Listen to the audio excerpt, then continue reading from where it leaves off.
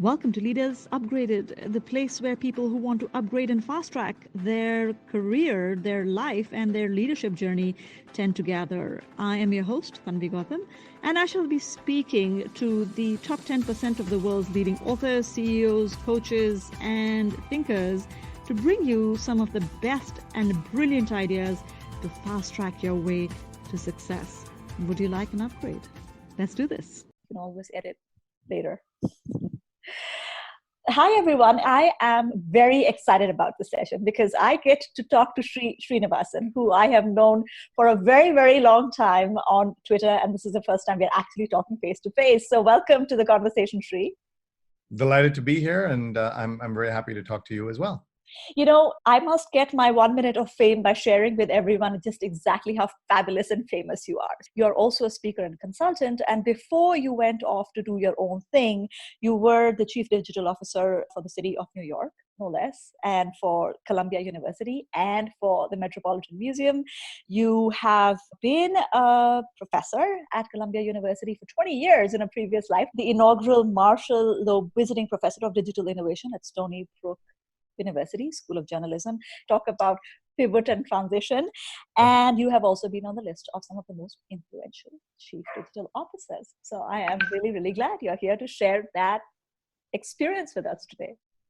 Well, I'm happy to share to chat. And one of the things that I've learned from working on the internet for almost 25 years is that you have these relationships and connections with people you don't meet in person necessarily, but you get to make connections that last a lifetime. So that's one of the cool things about this. So let's begin at the point at which I found you, which is that I had been following you for a while because there were interesting tweets and content. And then you had this shocking announcement that you were leaving the Met Museum.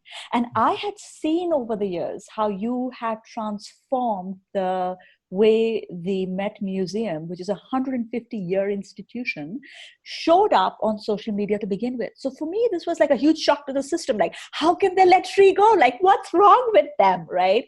And then you use that opportunity to pivot and shift into your new role. So walk us through a little bit of that story, what that was like, and how did you end up using social media once you were let go of from the Met that allowed you to make the transition that you have made today? Sure. Well, thank you. And I should say, because not everyone may be familiar with the Met, but the Met is one of the world's largest museums. And I had a team of 70 people doing digital media, and we ran it as a kind of publishing house. And our goal was to make the Met more relevant in the smartphone age. Mm-hmm. And I left everything I knew at Columbia University, where I was working on the future of education, to go to the Met to work on the future of culture. And I had 3 amazing years where we worked on everything that you can imagine to take a brand that is venerable, that is important, that is famous, that touches millions of people a year, and try and make it even more relevant and try to, as they say in Silicon Valley, 10x the audience, meaning make it as relevant in the online world as it is in the physical world and in the IRL world or in real life. And I absolutely loved every day at the Met, and I learned so much and worked with some of the most interesting people from around the world, including, by the way, Asian art is a huge part of the Met. We like to say it's about a quarter of the Met is Asian art, including Indian and East Asian. And so it's really a vibrant, exciting place. And one day I was brought in and told that I'm leaving the Met because they're having financial difficulties. And so I suddenly had to scramble. And being from an Indian family where I believe no one had ever lost their job in their lives because they're all kind of government folks, I had to scramble and try to find what I do next. So I went onto social media. I went on Facebook and said to everyone, I've lost my job. Tell me what to do next. And I gave people a Google form to fill in, and 1,400 people filled in this form. Wow. And there were really good ideas and some awful, terrible ideas in there. And I learned, this was the kind of the worst moment of my life, but in many ways became the best moment of my life because I had what I call this global digital hug that I got from around the world. And I was so moved by it. And people like you and others reached out. And television stations did stories, and news organizations all around the world did stories on this. And I have to wonder, Sree, do you think this was one of the most famous layoffs in the history of Twitter? The way everybody just kind of came around. So you don't want to want to be on that list, right? Even to this day, I get phone calls and invitations from people to talk about it, just as we're doing now, and also people saying, "I've lost my job. I'm not comfortable doing what you did, but there are things you can learn from my experience that can help you in your situation, whatever it is, whether you're starting out or you're mid-career or you're in the C-suite. There are things that you can learn from my experience without going all the way as I did." Yeah, I want to talk about that a little bit because I think social media or not, the reality of job loss is very common in the age of disruption. And I think I applaud you for your courage of radical transparency, Sree. I think you and I having the Asian cultural background and commonality, these are not things you do. You don't go on social media and talk about having lost your job. I mean, I'm in conversation with somebody who I know who's lost their job, and they're actually being very, very hush-hush about it. They don't even want to talk about it till they get themselves another job. Not to mention that I think people's identity is so closely tied to their jobs. The people think they are their jobs at the end of the day, that when something like this happens, and please, can I just say this for the record? I think men are particularly bad at this thing because society has put this thing out there, the breadwinner, the job, the designation, that when something like this happens, it's very unsettling. So because you've been in the space of radical transparency before, I want to invite you, for the sake of our audience, to share with us a little bit of what was that transition like for you, and what helped you most to get out of that space. Yeah, and you're right. Nothing prepares you for this.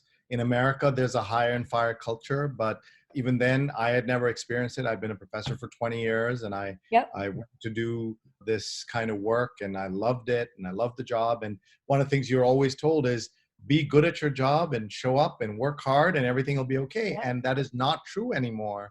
There was a time when life was a kind of escalator where it would slowly move up and everything would be fine. Now it's more a roller coaster, and things, so you can go up really fast, you can go down, you can move up.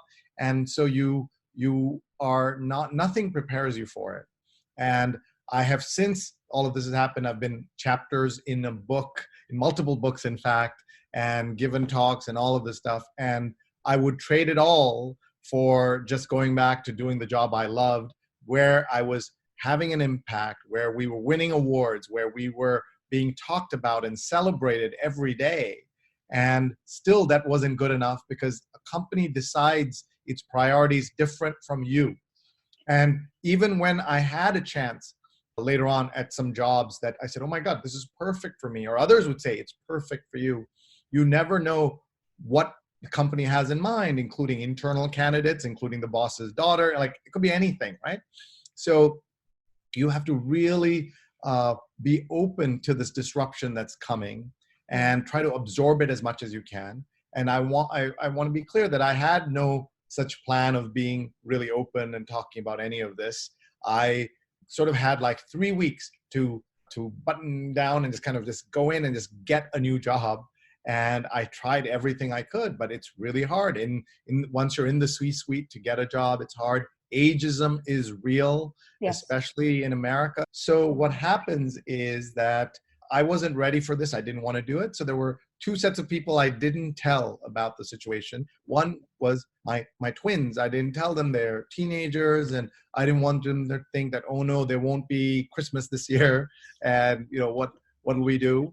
And the other was my parents, because my parents, again, come from a culture where they wouldn't know what to do with a 46-year-old unemployed son. They just couldn't have imagined it, because I really believe that I was the first person in my entire family to be out of work in kind of a public way for more than a few weeks, perhaps. And And so it took kind of enormous support and love of my family. My wife is an incredible woman who actually writes a lot and thinks a lot about careers. And she has a whole book about careers called The Career Catapult. Her name is Rupa Unnikrishnan, and she's at Rupa Online on Twitter. And because it's like if you're going to get sick, one of the only times you want to be sick is if your spouse is a doctor, even if it's not her field or his field.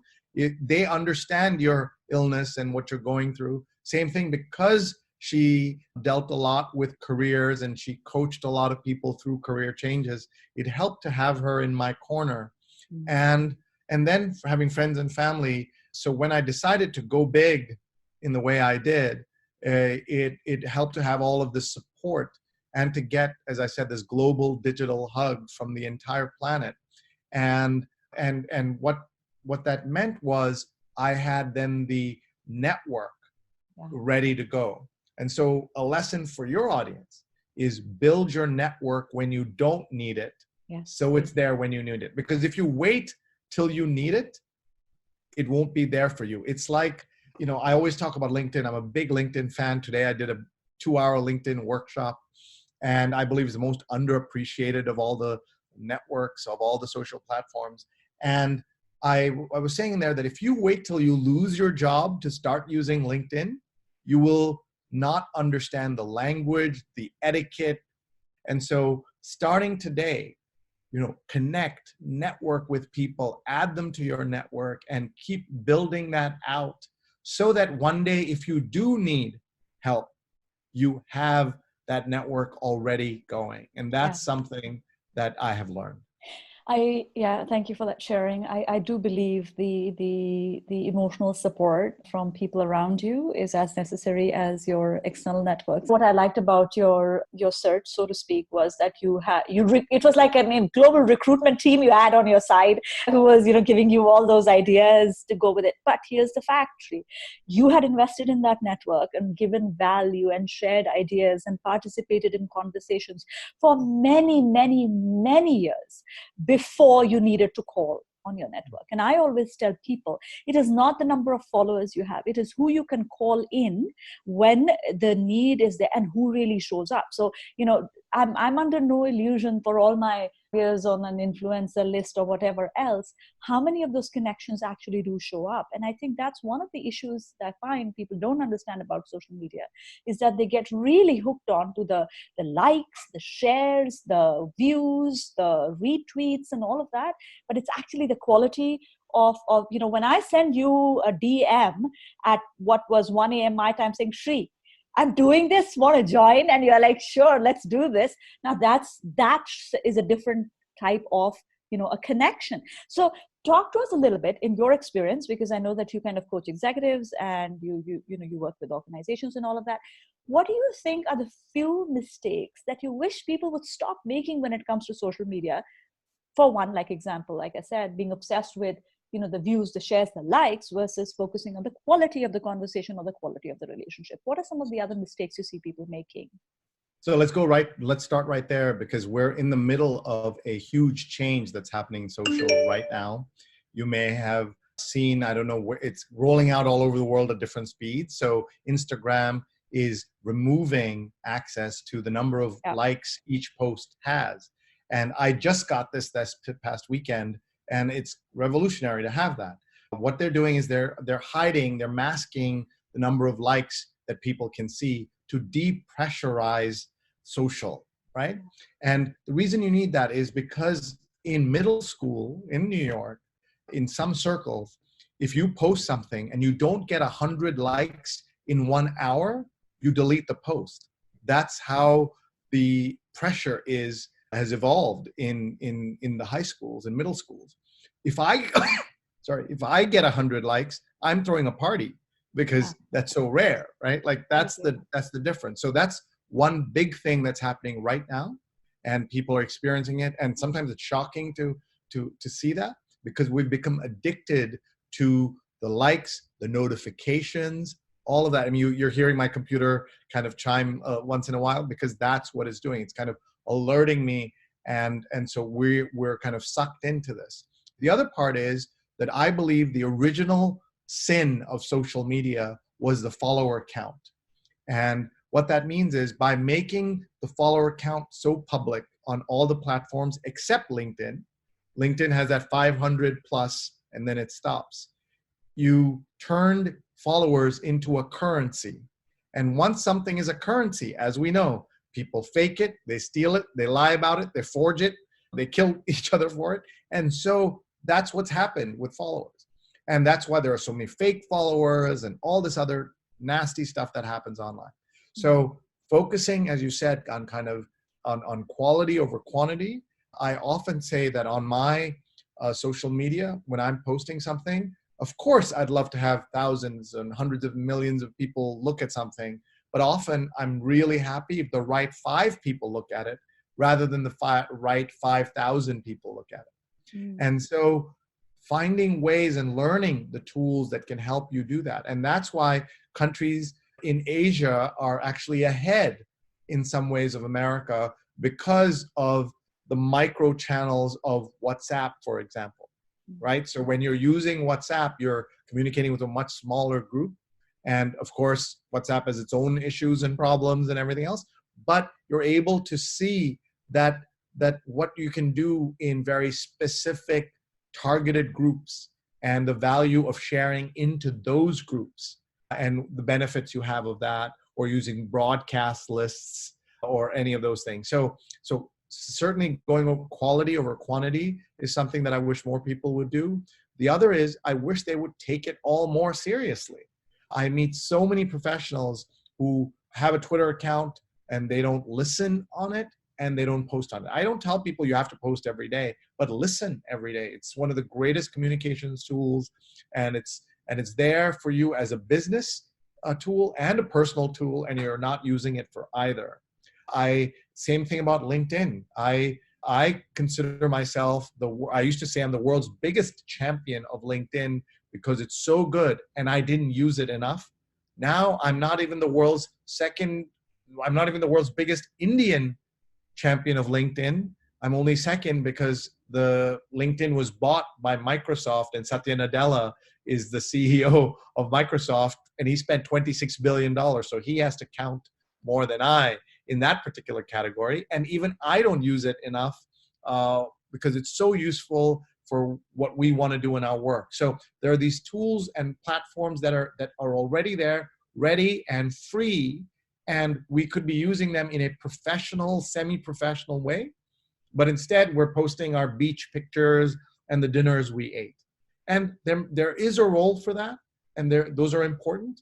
But there's so many more things you could be doing on these other platforms to be more professional and to have more impact on what we're trying to do. This is a serious place of business, and we need to take it seriously, and it's a place for our careers. And so not enough people in senior management understood the web back in the day. And today with social, it's the same thing, where they're not using it properly. I have a client in Dubai who has a whole social media team, marketing team, everything. But he hired me to be his LinkedIn coach and to help him every 2 weeks. We talk on the phone for about an hour, and we do it on Sunday, we do it on Saturday, which is his Sunday, as you know, in the Middle East. And we talk about it, and we do it even though he has his own team. He's paying me from his own pocket, almost like a secret, we're having an affair kind of thing, because he doesn't want his team to know that he doesn't get this stuff, right? And so we've been working on it, and that shows a level of awareness that is pretty high level. But that's where I'm not saying we need to do that, but there's so many opportunities in our lives through everything from reverse mentoring to working with your own teams and saying, I need help with this. I want to understand this. People will help you. Yeah. And so jumping onto those opportunities is important. Yeah, I think that's very true. And I think one of the things I really want our audience to understand is that people tend to think of social media very often when they're thinking about jobs. Social media is so much more than jobs. Social media is your opportunity to create your personal brand, is your opportunity to, like you were saying, listen in to what is the conversation. I for one, can't imagine not being on social media, because that's where the early trends come on, even before they become mainstream conversations. So in some ways, it's the social learning networks that get created. I don't have to know everything there is to know about everything, because I might follow Sree and he knows what there is to know about his particular topic, and if he's talking about it, it's probably worth my attention. So this thing that you said about the 5 right people versus the wrong 5,000 people is also applicable in terms of how you mindfully cultivate your network online, to connect very mindfully and intentionally to those thought leaders, those people who are kind of setting the trend and are worth listening to. And I had done this podcast with Charlene Lee a while back, where we talked about how beyond careers, beyond the learning piece, is also the social leadership piece on how you are showing up on social media as a brand for your organization, for your people. So let me ask you this question. One of the things that I get asked very often, I'd love to hear your view on this, is this, for people who are still in the corporate world, there is this kind of underlying tension between, okay, I'm on social media. How much of this should be my brand and how much of this should be the company brand? Because you see, lines are kind of getting blurred. And I find it really funny, actually. I know there's a reason for this, but when people say things like on Twitter, a lot of people will say, views my own. And I'm like, heck, I hope your own. I mean, why would you have views of anyone else? But that's that line saying disclaimer, if I say something that I shouldn't have said, which might get into trouble, I have this line which says, it's not my company's views, it's my views. I think we are at that intersection where there is, that blurring of the line, but some people are not sure, how much do I be my brand? And then how much do I represent my company? What are your thoughts on that equation? Yeah, by the way, I believe that you are your company everywhere you go, from a cocktail party to the boardroom to Twitter. You are representing the company. And so whatever disclaimer you have on your profile makes no difference. So if you retweet something and let's say someone has posted something racist and you retweet it to show, aha, that's somebody racist. If I see it in a vacuum, I don't say, wait a minute, let me check her profile and see if she's racist or not. And she says, RT not equals endorsement or views my own. Nobody does that. They're going to say you're racist. I mean, that's one of the things we learned from President Trump, is that he retweets racists on a daily basis. And so there is no cover by putting a disclaimer. So that's one thing we need to stop doing immediately, and understand that we are representing our companies all the time. And if you're a boss, that's actually a great thing, that your people can be there helping pull the company together. If we all went in the same direction, like when I got to the Met, the rule was no social media by anybody except the social media team of one person. And we doubled that to 2 people. But we said we have 2,200 employees. Let's get them all to use social with training, with guardrails, etc. Doesn't mean everybody will or should. And in fact, one of the best Instagram accounts at the Met was from a security guard who was 57 years old, had been there for 30 years. Like, that was awesome, right? Yeah. So you don't know how and who and where and when the company can benefit from your social. And trying to separate out your personal life and your business life just doesn't happen. It's unfortunate. And in places like Europe, where they try to make that line very clear, you may know in Germany, often in companies, they say no email, a work email after 6 p.m. on Friday, and nothing gets done till Sunday. We want you to have this kind of personal life separate. In America, that would never work. But in Europe, it does. In some companies, it does. And what do you do when your boss friends you on Facebook? What do you do? What can you do? Same question. When your mother-in-law friends you on Facebook, what do you do? And so all of this means being aware of the options and having a personal social media strategy for every way you interact online, and that can make a difference. Yeah, I think the personal is professional and the professional is personal. The lines are kind of blurring in a very big way. At the end of the day, I kind of try and tell people, instead of saying, okay, am I my company's brand? Am I my brand? Is, where is the line and all of that? I'm like, you know what? Maybe what you want to do is start thinking of yourself as who you are, and your company being an important part of putting out who you are. And if for whatever reason you're not feeling comfortable with that part of your life, and by the way, we are spending our best waking hours in a day away from our families, in companies and all that. If you're not feeling proud of the connection, you don't feel like you should promote it, you're not feeling engaged with all of it, first send me your HR person's number. We need a conversation. But you per se need to start thinking about, do you want to be doing something differently? Because work is a very significant and important part of who you are, even though it's not all of who you are. And so how do you kind of create this integrated picture of who you are online? I mean, you go and look at my Twitter feed. There'll be everything from me ranting about the cabs vanishing on a rainy day to, the conversation I may have had with, a CEO of Fireside. It all coexists. So learning that art of having you coexist in whatever multiple forms, I think is very, very important. I want to kind of pivot a little bit to this. You have 5 TEDx talks, by the way, people should know. And in one of them, you shared like this dirty little secret of social media, which is that most people will miss what you post. Okay. and that's that some people have also the fear of missing out. So they're spending a lot of time online, etc. So 2 sides of the coin, right? For someone, so let's assume I came to you and I said, you know what, I don't even know where to start. Like, what am I supposed to post about? And how many places am I supposed to post it? There's a Twitter, and then there's a LinkedIn, and then there's the, Snapchat, and then there is the, like, how do I even get started? What should be my focus? What is your advice there for the minimum viable way of approaching this whole conversation, which on one hand, chances are what you're posting is going to get missed out. On the other hand, you have this fear of missing out. You don't want to miss out on what's going on. And on the third end of the spectrum is, I don't even know where to begin. Right? Yeah, this is a problem everybody has, that no matter what level. I work with a lot of celebrities and athletes and folks like that on social and these issues. And what I've learned is that no one has the answer to any of this. There are no rules, there are guidelines. We're all trying to figure it out. And if anyone tells you they've figured it out, they're lying. And so that's something that you should keep in mind.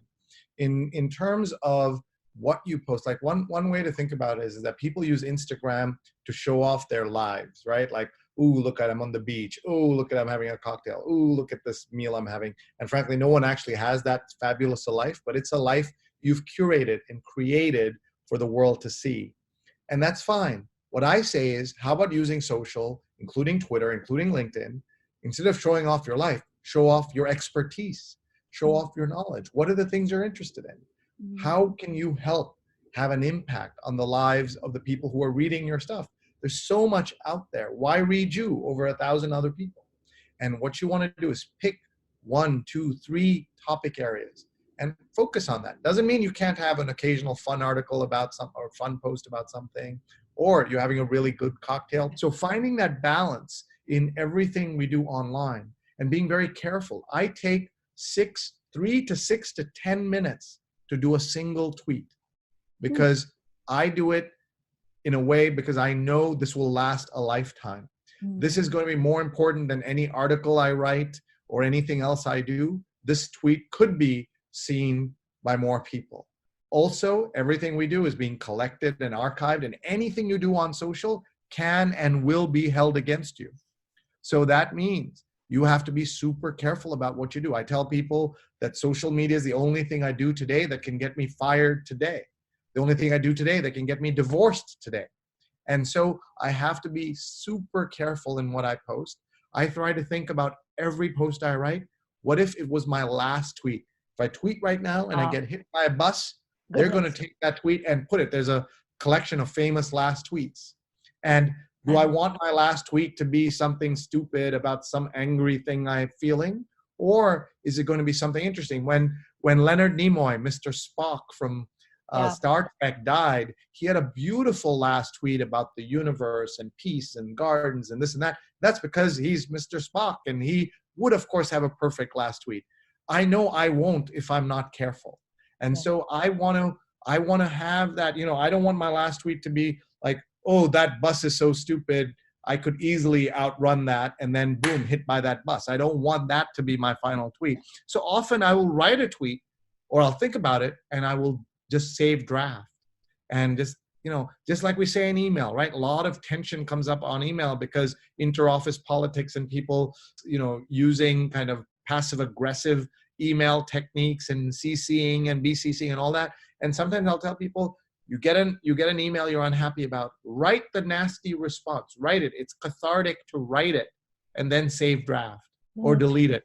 And that'll be so helpful in your Twitter life as well. Can I just say that I have had that thought many, many times. What if this was my last tweet? And I wish I had the restraint you do, Sree, because my last tweet, God forbid, might be a complaint about some CEO or some company where, it processes over people or something of that sort. But But in your case, that's on brand, because that's what you do. You help people with that topic. So I hope I will not see your last tweet, but if that's on that, it'll be fine. Exactly. That's exactly my point. That if a rant was to be my last tweet, let it be on point. Right. On point. Even as she left. She was haranguing companies to get better. That's right. Changing the world was still on her agenda. As we kind of try and wrap up this conversation, and it's been so fun. If I was to ask you, what is the kind of the mindset and skill set of success in the world of social media? The people who you find end up doing pretty well, who are, end up creating that level of connection and community with people that they follow. What are some of the things that you might have noticed, and I'm asking you this because you have probably seen the evolution of people who come to you as complete novices and then, take their baby steps and then they fly away and they don't need Sree anymore. So, what are some of those? And by the way, no happier moment for a teacher than having that moment or being a mentor to somebody when the mentee becomes the mentor. So, so a couple of quick things. And I'd also say that the people who are always learning are the ones who do best, who say, I don't have all the answers. One of my students, Gianni Riotta, who's a famous Italian journalist, he came to my class with 150,000 followers. When I had something like 20,000 followers. Right. And everybody would be like, what is he doing here? Because he said, I don't know enough. I want to learn more. And it was really an interesting way to have that approach to life, that we don't know. That one of my hashtags is always be learning. Like, we're always learning. And we haven't figured this stuff out. It's changing so fast. And there's so much hassle involved in this stuff. Even the social media companies are bad at their own social media. Oh, all the time.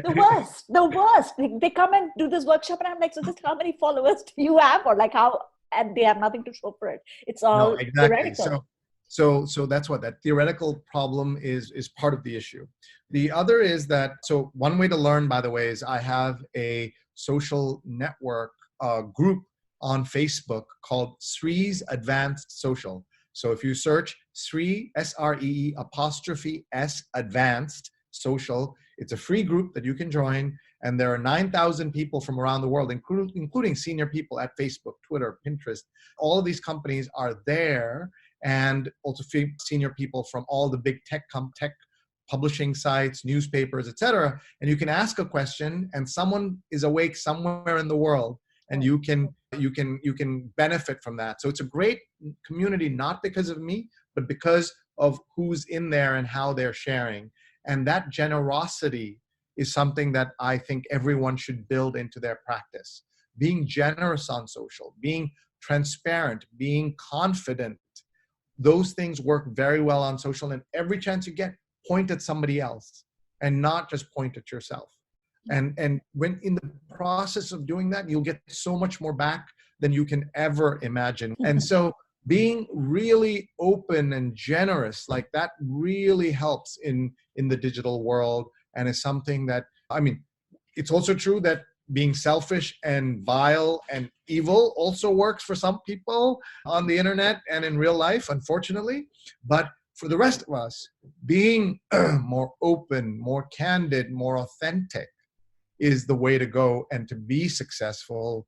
Yeah, that is such great advice. And I would encourage everyone to get into the community that you shared, because ultimately I do feel that when we're talking about careers and leadership in the age of disruption, it is about the community that is around you and the networks that you are a part of, and the people who are, there is a huge deal of learning and support that one gets just by contributing to the community that you are in at any given point in time. I owe all my professional success to my networks. I am nothing without my networks, and so I think paying attention to social media as a source of learning, as a source of career progress, and creating that mindset of generosity, transparency, and representing your brand and that of your company is something that is going to be a skill not just for survival but for thriving in the age of disruption. So thank you so much, Sree. I know it's late in the night there in New York and a storm is on the way. So no, that's okay. I don't want to keep it too long. Say that I try to do every post on Twitter, on Twitter, I'm at Sreenet on Instagram, LinkedIn, you can find me. Every one of those posts I try to do as a tiny exercise in modeling good behavior. Doesn't mean I get every post right. Doesn't mean I do everything perfectly, but I try to teach in every single post I write. And that's my brand, and that's what I try to do. And each of you can have your own brand and what you want to do within those contexts. And that can make or break your brand and your success. Thank you so much, Sree. I really appreciate your time. My pleasure. Thank you, and good luck. And this is so innovative what you've put together here. I love it. Thank you so much. That concludes this episode of Leaders Upgraded. But wait, your journey is just getting started. Go to www.leadersupgraded.com for more insights, more inspiration, and more tools to continue the journey. And if you have someone who you would like to nominate for the podcast, or a particular topic you'd like us to cover, then also visit www.leadersupgraded.com and let us know. If you like this episode, please do share it. Please do subscribe to the podcast. And I look forward to continued upgrades with you. Take care.